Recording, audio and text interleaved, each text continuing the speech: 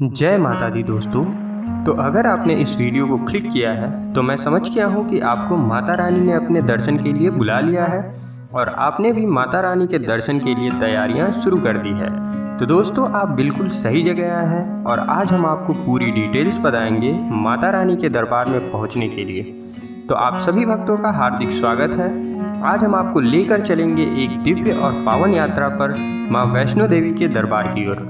ये यात्रा केवल एक तीर्थ यात्रा नहीं बल्कि श्रद्धा, भक्ति और अद्भुत आस्था का संगम है, जहां हर साल करोड़ों भक्त मां के दर्शन के लिए आते हैं। ऐसा माना जाता है कि जो भी भक्त सच्चे मन से मां वैष्णो देवी का स्मरण करता है उसकी हर मनोकामना पूर्ण होती है। मां वैष्णो देवी का ये पवित्र धाम जम्मू कश्मीर के कटरा नगर से लगभग 13 किलोमीटर की दूरी पर त्रिकुटा पर्वत की गोद में स्थित है। यहाँ माँ के पवित्र गुफा स्वरूप में दर्शन होते हैं, जहाँ 3 पिंडियाँ विराजमान है, माँ महाकाली, माँ महालक्ष्मी और माँ महासरस्वती। यह स्थान भारत के सबसे शक्तिशाली 51 शक्ति पीठों में से एक माना जाता है। कहा जाता है कि माता रानी ने यहाँ अघोर राक्षस भैरवनाथ का संहार किया था और उसकी कृपा से यह स्थल दिव्य शक्तियों से परिपूर्ण हो गया। इस यात्रा को सफल बनाने के लिए भक्तों को कई पड़ावों से होकर गुजरना पड़ता है। बाण गंगा, जहां भक्त मां से आशीर्वाद लेकर आगे बढ़ते हैं। चरण पादुका, जहां मां ने विश्राम किया था। अर्धकुंवारी गुफा, जहां माता ने 9 महीनों तक तपस्या की थी। और फिर भैरव मंदिर, जहां जाने से यात्रा पूर्ण मानी जाती है। इस पूरी यात्रा में भक्तों का जोश, भक्ति और माँ के जयकारों से वातावरण गूंज उठता है। इस वीडियो में हम आपको देंगे संपूर्ण यात्रा मार्गदर्शन, कैसे पहुंचा जाए, यात्रा के दौरान किन जरूरी बातों का ध्यान रखना चाहिए, प्रसाद और भेंट चढ़ाने के नियम। तो आइए जय माता दी के पावन उद्घोष के साथ इस दिव्य यात्रा की शुरुआत करते हैं और माँ वैष्णो देवी की कृपा का अनुभव करते हैं। तो दोस्तों वीडियो शुरू करने से पहले अगर आप हमारे चैनल पर नए हैं और आपने अभी तक हमारे चैनल को सब्सक्राइब नहीं किया है तो प्लीज़ सब्सक्राइब कर दें, ताकि मैं ऐसे ही मोटिवेटेड होकर आपके लिए नई ट्रैवल वीडियोस बनाता रहूं। तो दोस्तों सबसे पहले बात करते हैं वैष्णो देवी यात्रा करने का सबसे अच्छा समय। तो अगर आप माँ वैष्णो देवी के दर्शन की योजना बना रहे हैं तो सही समय चुनना बहुत ज़रूरी है। तो सबसे पहले बात करें मार्च से जून, तो ये सबसे अच्छा समय होता है जब मौसम काफ़ी सुहावना होता है और यात्रा भी काफ़ी आसान रहती है। अप्रैल के टाइम चैत्र नवरात्रि और अक्टूबर में शारदीय नवरात्रि के समय माँ वैष्णो देवी के दर्शन के लिए सबसे शुभ समय माना जाता है, जब दरबार दिव्यता और भक्तों की आस्था से गूंज उठता है। इस दौरान विशेष पूजा अर्चना होती है, लेकिन भीड़ काफ़ी अधिक रहती है। बात करें जुलाई से सितंबर के बीच, तो हरियाली और मानसूनी फुहारों के बीच यात्रा बहुत अच्छी होती है, लेकिन फिसलन से रास्ते थोड़े मुश्किल हो जाते हैं। बात करें दिसंबर से फरवरी तक, तो बर्फीले पहाड़ों के बीच रोमांचक यात्रा का आनंद लिया जा सकता है, लेकिन ठंड अधिक होती है, इसलिए गर्म कपड़े साथ रखना जरूरी होता है। तो चलिए दोस्तों अब बात करते हैं कि यहाँ पहुँचे कैसे। तो कटरा पहुँचना काफ़ी आसान है। यहाँ आप तीनों मोड ऑफ ट्रांसपोर्टेशन से काफ़ी आसानी से पहुँच सकते हैं। सबसे पहले बात करें बाई ट्रेन की, तो ट्रेन से यहाँ आना काफ़ी आसान है। यहाँ माता वैष्णो देवी कटरा रेलवे स्टेशन है, जहाँ के लिए आपको डायरेक्ट ट्रेन मिल जाते हैं दिल्ली से। अदरवाइज़ आप जम्मू तक भी आ सकते हैं, जो कि इसका नज़दीकी रेलवे स्टेशन है, जहाँ से आपको कटरा के लिए हर 5 या 10 मिनट पे ऑर्डिनरी और एसी बसेस मिल जाते हैं, जिसका किराया लगभग 100 से 150 होता है और 1 से 2 घंटे में आप कटरा पहुँच जाएंगे। नेक्स्ट बात करते हैं बाई एयर की, तो यहाँ पे जम्मू एयरपोर्ट है और यहाँ के लिए इंडिया के सभी मेजर सिटीज़ से फ़्लाइट्स अवेलेबल रहती हैं। अब बात करते हैं बाई रोड की, तो ये बाई रोड काफ़ी अच्छे से कनेक्टेड है पूरे इंडिया से। आप गूगल मैप का हेल्प लेके यहाँ बाई रोड काफ़ी आसानी से पहुँच सकते हैं। तो दोस्तों कटरा पहुँचने के बाद अब बात करते हैं वहाँ के सबसे इम्पॉर्टेंट पॉइंट्स की। तो दोस्तों अब कटरा पहुँचने के बाद आपके 2 सबसे इम्पॉर्टेंट पॉइंट्स हैं। पहला RFID कार्ड और स्टे की। तो RFID कार्ड यानी कि यात्रा पर्ची आपको जम्मू, कटरा रेलवे स्टेशन और कटरा बस स्टैंड के पास यात्रा पंजीकरण काउंटर से बिल्कुल फ्री मिलता है, जिसे आप इन जगहों से प्राप्त कर सकते हैं। अब बात करते हैं स्टे की, तो आपको कटरा में बहुत सारे रूम ऑप्शंस मिल जाते हैं, जहां आप 500 से 1500 तक में काफ़ी डिसेंट रूम्स में स्टे कर सकते हैं। और अगर आप श्राइन बोर्ड के धर्मशाला, जो कि एक चीप ऑप्शन होता है, उसमें रुकना चाहते हैं, तो निहारिका कॉम्प्लेक्स, शक्ति भवन, और भवन गेस्ट हाउस कटरा के कुछ ऑप्शंस हैं जिसमें पहले से ऑनलाइन बुकिंग करके डोरमेट्री या रूम्स में काफ़ी अच्छे से रुका जा सकता है।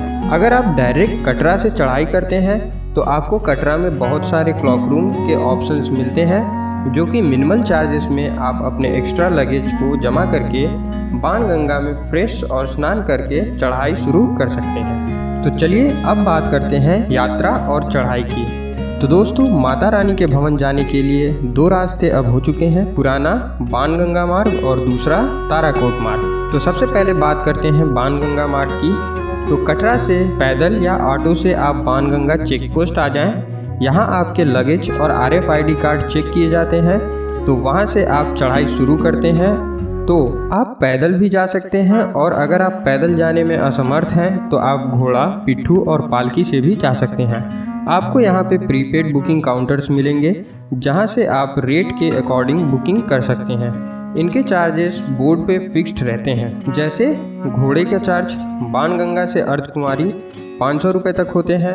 बाणगंगा से भवन तक के ये 1100 पर पर्सन होते हैं। बात करें पालकी की तो 100 kg वेट के लिए ये आपको बाणगंगा से अर्धकुमारी तक 1500 रुपये चार्ज करते हैं। अगर आप 100 kg से एबव वेट रहेगा तो उसके लिए 1900 रुपीज़ चार्ज किया जाता है। बात करें बाणगंगा से भवन तक की तो ये 100 kg वेट के लिए 3500 चार्ज करते हैं और उससे एबव वेट के लिए 4300 तक चार्ज लेते हैं।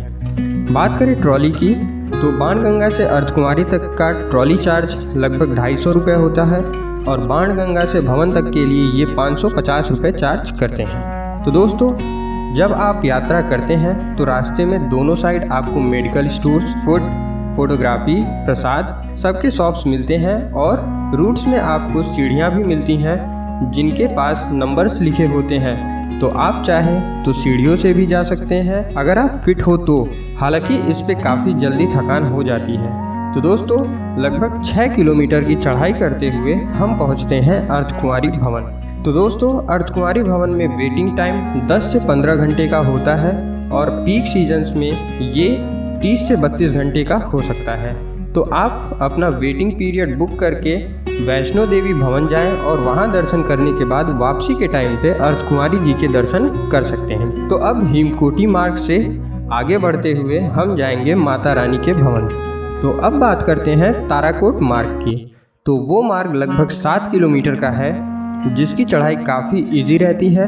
रूट्स में आपको बैठने, टॉयलेट्स की अच्छी व्यवस्था मिलती है और इस रूट पे आपको घोड़े, खच्चर भी नहीं मिलते हैं, जिससे चढ़ाई तो काफ़ी इजी होती है, लेकिन आपको इस रूट में 1.5 किलोमीटर अधिक की चढ़ाई करनी पड़ती है। हिमकोटी मार्ग से आपको बैटरी कार का ऑप्शन भी अवेलेबल रहता है जिसके आप पहले से ही ऑनलाइन बुकिंग करा सकते हैं। तो यहाँ से भवन की दूरी लगभग 5.5 किलोमीटर की रहती है जिसमें सभी लोग माता रानी के जयकारे लगाते हुए भवन तक पहुँचते हैं। और रूट में आपको मंदिर, ट्रस्ट के भोजनालय मिलते हैं जो कि फिक्स्ड और चीप रेट्स में आपको अवेलेबल रहते हैं। अब आप पहुँच जाते हैं माता रानी के भवन में। अब यहाँ से आप दर्शन के लिए आगे की तैयारी करें।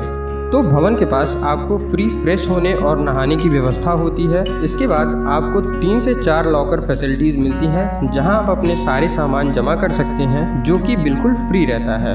मंदिर में आप कोई भी इलेक्ट्रॉनिक सामान, बेल्ट और पर्स नहीं ले जा सकते हैं, जो सब आप वहीं लॉकर रूम्स में जमा करके दर्शन के लाइन में लगते हैं और प्राचीन गुफा के दर्शन करते हुए माता रानी की गुफा तक जाते हैं जहां माता रानी 3 पिंडियों के रूप में माँ सरस्वती, महालक्ष्मी और महाकाली के रूप में विराजमान है। तो दर्शन करने के बाद आप भैरव बाबा के दर्शन को जाएंगे। अगर आप रुकना चाहते हैं भवन के पास तो आपको पहले ही अपनी बुकिंग करानी होगी ट्रस्ट के ऑफिशियल वेबसाइट पे। और अगर आप फ्री में हॉल में रुकना चाहते हैं तो पार्वती भवन, दुर्गा भवन में आपको फ्री रहने की व्यवस्था रहती है। अगर आप कंबल लेना चाहते हैं तो आपको कंबल काउंटर से 100 रुपये पर कंबल चार्ज लगता है, जो कि आप कंबल वापस करते समय आपको वापस मिल जाएंगे। बात करें मंदिर के टाइमिंग की, मंदिर 24 घंटे खुले रहते हैं, लेकिन सुबह 5:30 से 7 और शाम को 6 से 8 बजे तक फटका आरती के टाइम पे नॉर्मल दर्शन बंद रहते हैं। अगर आप इसमें शामिल होना चाहते हैं तो आप पहले से ही ऑनलाइन बुकिंग करा लें। तो अब बात करते हैं भैरव बाबा के दर्शन की। तो मान्यता ये है कि आपकी यात्रा तभी सफल और पूरी मानी जाती है जब आप भैरव बाबा के भी दर्शन कर लेते हैं, जो कि ऊपर भैरव घाटी में लगभग 3 किलोमीटर दूरी पे स्थित है। यहाँ आप पैदल या घोड़े से 300 से 400 रुपये में जा सकते हैं, और अगर आप केबल कार से जाना चाहते हैं तो इसके चार्जेस 100 रुपीज़ पर पर्सन होते हैं, जिसके टिकट के लिए आपको लगभग 2 से 3 घंटे वेटिंग लाइन में लगना पड़ता है। और ये अप डाउन का 3 आवर्स का टाइम देता है, जिसमें आप वहां दर्शन करके वापस आते हैं। भैरव बाबा के भवन के पास एक ओपन एरिया है जहां से पहाड़ों और भवन का काफ़ी अद्भुत नज़ारा दिखता है, और इस दर्शन से आपकी यात्रा पूर्ण हो जाती है। माता रानी के दर्शन से आपकी सारी मनोकामनाएं पूर्ण हो जाती हैं और माता की कृपा आप पे हमेशा बनी रहती है। तो दर्शन के बाद आप पैदल या घोड़े के मदद से भवन तक आ सकते हैं और वहां रुक के कुछ खा पी के कटरा के लिए वापसी कर सकते हैं। दोस्तों, अगर आप हेलीकॉप्टर से आना चाहते हैं तो सांझी छत तक, जो कि भवन से 1 किलोमीटर दूर है, जिसके चार्जेस एक साइड के 2210 रुपये और दोनों साइड के 4420 रुपये पर पर्सन होते हैं, जिसकी बुकिंग आपको 2 से 3 महीने पहले ऑनलाइन करानी पड़ती है। तो दोस्तों, ये थी आपकी पूरी डिटेल्ड जर्नी। वैष्णो देवी के साथ साथ आप जम्मू में शिवखोड़ी, पटनीटॉप, धनसर बाबा टेम्पल भी घूम सकते हो अगर आपके पास एक्स्ट्रा टाइम है तो अब बात करते हैं बजट की। तो सारे प्राइसेस मैंने आपको वीडियो में बता दिए हैं, वो आपकी काफ़ी हेल्प करेगा। नॉर्मली बात करें तो अगर आप 2 लोग हो और पैदल चढ़ाई करते हो तो 3 दिन और 2 नाइट के लिए आपको लगभग 5 से 7 हज़ार बजट आ सकता है। इसी के साथ दोस्तों, हम इस वीडियो को यहीं ख़त्म करते हैं और हम उम्मीद करते हैं कि आप सब जल्दी ही माता रानी के दर्शन करें और उनकी कृपा आप पर हमेशा बनी रहे। अगर आपको वीडियो से रिलेटेड कोई भी जानकारी चाहिए तो कमेंट में मुझे बताएं, और चैनल को लाइक करें, सब्सक्राइब करें और घूमते रहें। जय माता दी दोस्तों।